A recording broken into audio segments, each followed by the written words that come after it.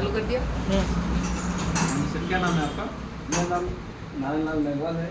मैं कोटा यहीं का रहने वाला हूँ। जी सर। जी सर, मैं आपसे कुछ पूछना चाहता हूँ। जी पूछिए। ये आजकल हार्ट अटैक की समस्या बहुत ज़्यादा चल रही है। इसके लिए क्या आयुर्वेद में और नेचुरल में क्या इसका कोई सोल्यूशन है जो इसका इलाज संभव हो सके? जी सर, बिल्कुल आपने बहुत अच्छा क्वेश्चन पूछा है। ये ऐसे पेशेंट हमारे जो ध्यान में रेगुलर आते रहते हैं, हम रेगुलर ऐसे पेशेंट देखते भी हैं। जो ये रोगी होते हैं, जो हार्ट अटैक स्ट्रोक वाले जो रोगी होते हैं, इनका परमानेंट उपचार तो एलोपैथी उनके पास भी नहीं है, क्योंकि उनके पास ये ऑपरेशन कर देते हैं, बहुत सारी चीज़ें करते हैं। पर यदि कोई हार्ट अटैक की समस्या से परेशान है तो आयुर्वेदा में जो डाइट प्लान होता है उसके थ्रू वो बिल्कुल निजात पा सकता है। अब जैसे कि एसिडिटी वाला पेशेंट आता है, उसको भी हार्ट अटैक के बहुत ज़्यादा चांस रहते हैं। पहले ये जो हार्ट अटैक की समस्या होती थी, स्ट्रोक की समस्या होती थी, ओल्ड एज पेशेंट में देखने को मिलती जी थी। सर, मैं एक क्वेश्चन आपको सोल्व लूँ। मतलब ये शुरू किस वजह से होता है? क्या कारण इसके पीछे रीजन भी होना चाहिए? क्या खान पान की वजह से हो रहा है या फिर ये हार्ट अटैक का मेन कारण है कि एक तो पोस्ट कोविड भी देखने को मिल रहा है, जो अपने वैक्सीन लगी थी उसका साइड इफेक्ट है फर्स्ट कारण।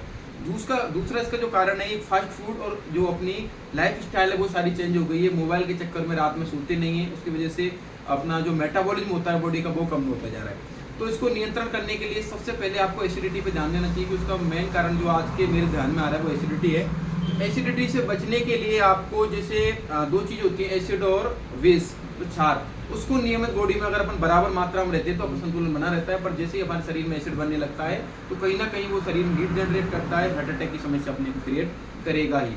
उसको दूर करने के लिए आपको एक तो तला हुआ खाना नहीं खाना है, पहला। दूसरा, तला हुआ खाने के अलावा आपको मैदा नहीं खाना है और आपको फाइब्रस डाइट लेनी है।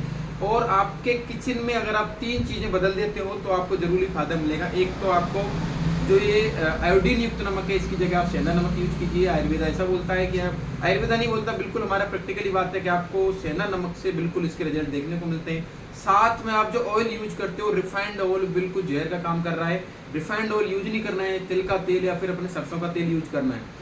उसके बाद में आपको रेगुलर योगा और एक्सरसाइज करना है, प्राणायाम करना है, ध्यान करना है। इससे आप बिल्कुल इससे सुरक्षित महसूस कर सकते हो। वरना आज के ज़माने में 30 साल, 20 साल, 15 साल के बच्चों में भी हार्ट अटैक की समस्या देखने को मिल रही है। तो मैं यही कहूँगा कि आयुर्वेद अपनाओ, नेचुरोपैथी में योगा करो, ऐसे व्यायाम करो और अपने शरीर को हेल्थ रखो।